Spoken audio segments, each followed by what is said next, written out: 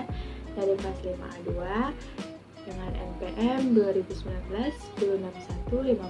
2019-1061-559, Fakultas Ilmu Pendidikan, Prodi PGSD dari Universitas Bhayangkara Jakarta Raya. Nah, di sini aku akan ngejelasin ke kalian tentang apa sih itu masa reformasi dari tahun 1998 sampai sekarang. Jangan lupa ditonton videonya. Latar belakang reformasi dan kejatuhan pada masa Orde Baru.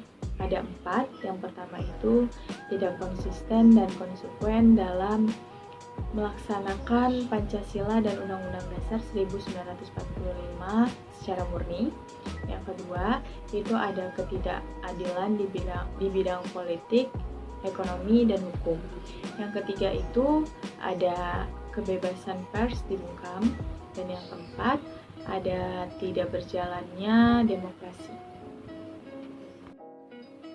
Latar belakang reformasi. Reformasi merupakan suatu gerakan yang menghendaki adanya perubahan kehidupan bermasyarakat, berbangsa, dan bernegara ke arah yang lebih baik secara konstitusional, yang artinya adanya perubahan kehidupan dalam bidang politik, ekonomi, hukum, dan sosial budaya untuk lebih baik lagi.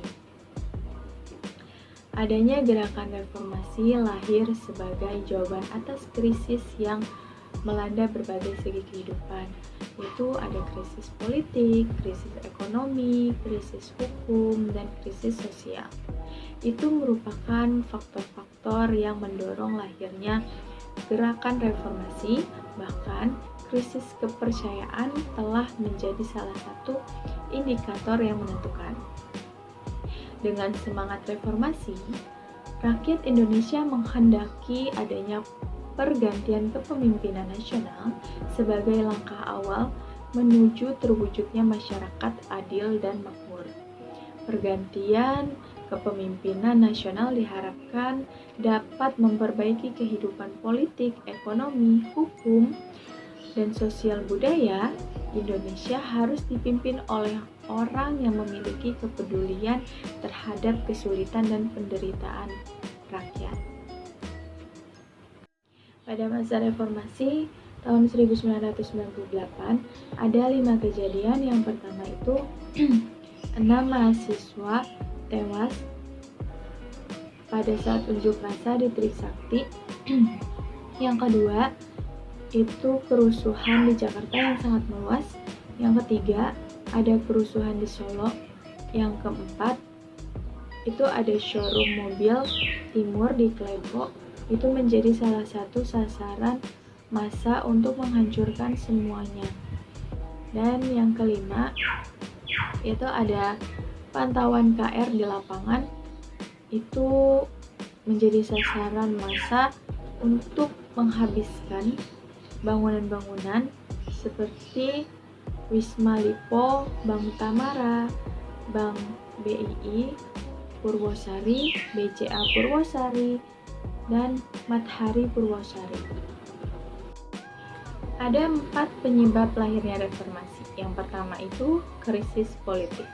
Krisis politik yang terjadi pada tahun 1998 merupakan puncak dari berbagai kebijakan politik pemerintahan Orde Baru. Pada berbagai kebijakan politik yang dikeluarkan pemerintahan Orde Baru selalu dengan alasan dalam kerangka pelaksanaan demokrasi Pancasila. Namun yang sebenarnya terjadi adalah dalam rangka mempertahankan kekuasaan Presiden Soeharto dan kroni-kroninya, yang artinya demokrasi yang dilaksanakan pemerintahan Orde Baru bukan demokrasi yang semestinya, melainkan demokrasi rekayasa. Dengan demikian, yang terjadi bukan demokrasi yang berarti dari, oleh, dan untuk rakyat, melainkan demokrasi yang berarti dari, oleh, dan untuk penguasa. Pada masa Orde Baru, kehidupan politik sangat represif, yaitu adanya tekanan yang kuat dari pemerintah terhadap pihak oposisi atau orang-orang yang berpikir kritis.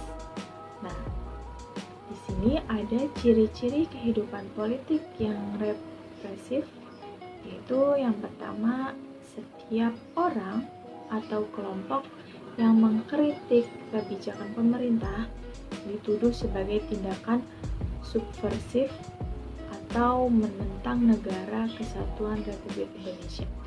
Yang kedua, itu ada pelaksanaan 5 paket UU politik yang melahirkan demokrasi semu atau demokrasi rekayasa. Yang ketiga, ada terjadinya korupsi, kolusi, dan nepotisme atau KKN yang merajalela dan masyarakat tidak memiliki kebebasan untuk mengontrolnya. Yang keempat, pelaksanaan dui fungsi ABRI yang memasung kebebasan setiap warga negara atau sipil untuk ikut berpartisipasi dalam pemerintahan. Dan yang terakhir, ada terciptanya masa kekuasaan presiden yang tak terbatas meskipun Soeharto dipilih menjadi presiden melalui sidang umum MPR, tetapi pemilihan itu merupakan hasil rekayasa dan tidak demokrasi. Yang kedua itu ada krisis hukum. Krisis hukum yaitu rekayasa yang dibangun pemerintahan Orde Baru tidak terbatas pada bidang politik. Dalam bidang hukum pun sendiri, pemerintah melakukan intervensi yang artinya kekuasaan peradilan harus dilaksanakan untuk melayani kepentingan para penguasa dan bukan untuk melayani masyarakat dengan penuh keadilan. Bahkan, hukum sering dijadikan alat pembenaran para penguasa. Pada kenyataan itu bertentangan dengan ketentuan pasal 24 Undang-Undang Dasar 1945 yang menyatakan bahwa kehakiman memiliki kekuasaan yang merdeka dan terlepas dari kekuasaan pemerintah atau eksklusif. Yang kedua itu ada krisis hukum.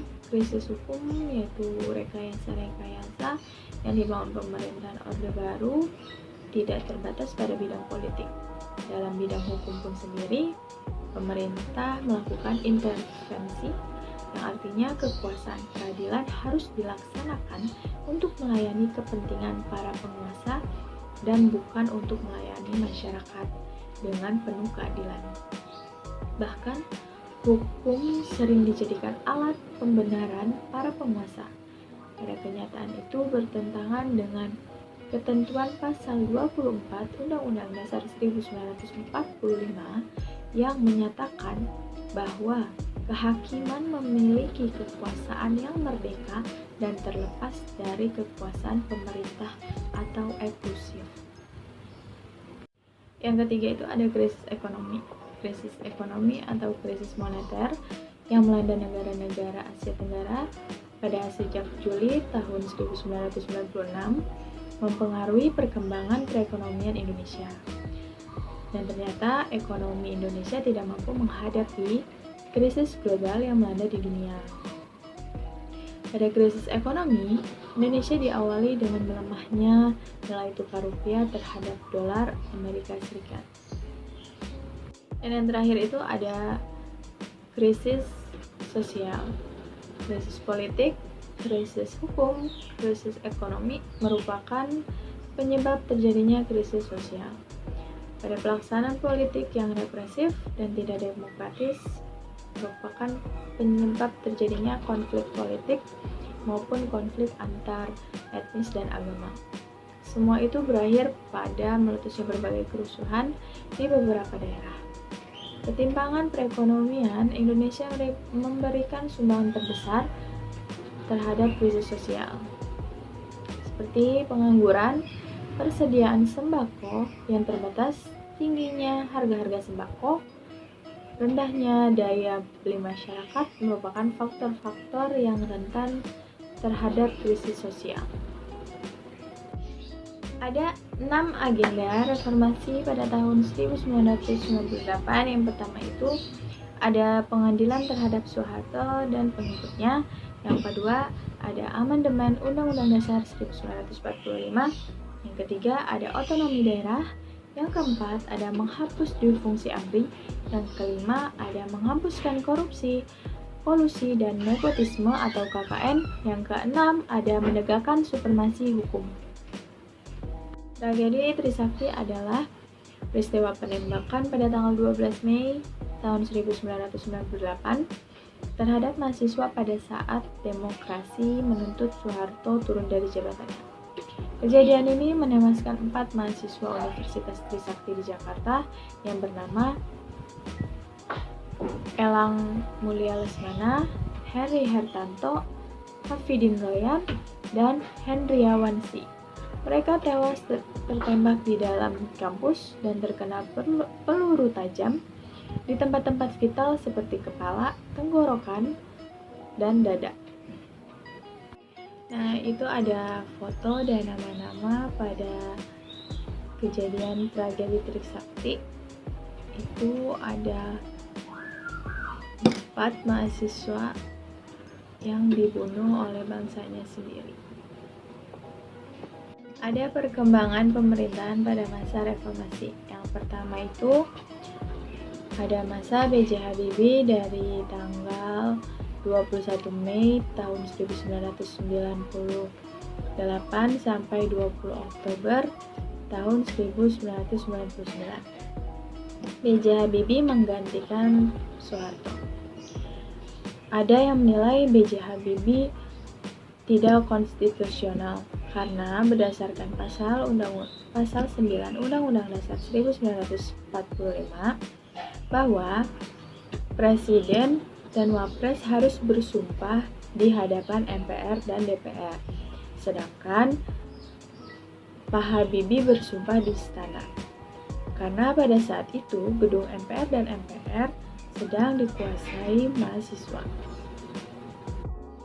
Dan ada kebijakan-kebijakan pada masa B.J. Habibie. Yang pertama, membentuk Kabinet Reformasi Pembangunan. Yang kedua, itu ada penetapan UU Nomor 9 Tahun 1998 tentang kemerdekaan menyampaikan pendapat di muka umum. Yang ketiga, menetapkan 12 ketetapan MPR dan ada 4 ketetapan yang mencerminkan jawaban dan tuntutan reformasi. Yang keempat, itu ada membebaskan para tahanan politik masa Orde Baru. Yang kelima, melakukan restrukturisasi dan rekapitulasi perbankan, melakukan pembentukan BPPN. Yang kedua itu ada masa Abdurrahman Wahid atau Pak Gus Dur pada tanggal 20 Oktober tahun 1999 sampai 2-3 Juli tahun 2001. Pak Gus Dur berhasil menjadi presiden karena didukung oleh koalisi Poros Tengah yang dimotori oleh Amin Rais di MPR. Gus Dur terpilih sebagai presiden dengan polling 373 suara dengan mengalahkan Megawati dengan polling suara 313. Pun kebijakan-kebijakan pada masa Pak Gus Dur, yang pertama itu ada membentuk Kabinet Persatuan Nasional, yang kedua memisahkan TNI dengan polisi, yang ketiga ada penghapusan Departemen Penerangan dan Departemen Sosial. Yang keempat itu ada persetujuan nama Papua mengganti nama Irian Jaya dan persetujuan pengibaran bendera Bintang Kejora sebagai bendera Papua pada bulan Desember tahun 1999. Yang kelima, memberlakukan Dekret Presiden 23 Juli 2001 yang berisi 1. Pembubaran MPR dan DPR. Yang kedua, mengembalikan kedaulatan ke tangan rakyat dengan mempercepat pemilu dalam waktu 1 tahun. Dan yang ketiga, membekukan Partai Golkar. Dan yang terakhir, menggalakkan toleransi. Tiga itu ada masa Megawati dari tanggal 23 Juli tahun 2001 sampai 20 Oktober 2004. Bu Megawati menjadi presiden karena menggantikan Abdurrahman Wahid atau Pak Gus Dur yang diselenggarakan oleh MPR. Sebelumnya, Bu Megawati menjabat sebagai wakil presiden. Adapun kebijakan-kebijakan pada masa Bu Megawati, yang pertama itu ada membentuk kabinet gotong royong, yang kedua itu ada pembentukan KPK, yang ketiga itu ada privatisasi BUMN, yang keempat itu ada penundaan pembayaran utang dan mengakhiri kerjasama dengan IMF, yang kelima itu ada otonomi khusus Aceh dan Papua, yang keenam itu ada menaikkan pendapatan per kapita, yang ketujuh itu ada pelaksanaan pemilu 2004 yang diikuti 24 parpol. Keempat itu ada masa Bapak Susilo Bambang Yudhoyono atau Pak SBY dari tanggal 20 Oktober 2004 sampai 20 Oktober 2014. Pada masa Pak SBY menjadi presiden karena memenangkan pemilihan presiden secara langsung yang pertama kali dilakukan di Indonesia dengan mengalahkan pasangan Bu Megawati dan Pak Hashim. Adapun kebijakan-kebijakan pada masa Pak SBY yang pertama itu membentuk Kabinet Indonesia Bersatu, yang kedua konversi minyak tanah ke gas, yang ketiga dana pendidikan 20% dari APBN, yang keempat kesepakatan perdamaian antara RI dan GAM, yang kelima pelunasan utang terhadap IMF dengan 2 tahap, yang keenam pemberian BLT dan SLM dan BLSM sebagai pengganti subsidi kenaikan BBM. Yang ketujuh, pemilu legislatif pada tanggal 9 April tahun 2009 yang diikuti 34 parpol nasional dan 6 parpol lokal Aceh. Pada masa yang terakhir itu masa Pak Joko Widodo atau Pak Jokowi. Pak Jokowi menjadi presiden ini karena memenangkan pemilihan presiden secara langsung dengan mengalahkan pasangan Prabowo dan Hatta Rajasa. Adapun kebijakan-kebijakan masa Pak Jokowi itu baru menjalankan 2. Yang pertama itu membentuk sebuah kabinet, yaitu kabinet kerja di tahun 2014 sampai 2019. Dan yang kedua itu membentuk kabinet Indonesia Maju di tahun 2014 sampai 2019. Dan kebijakan-kebijakan lainnya itu masih dalam proses. Dan sekian video dari saya, semoga dapat bermanfaat. Kurang lebihnya mohon maaf. Wassalamualaikum warahmatullahi wabarakatuh.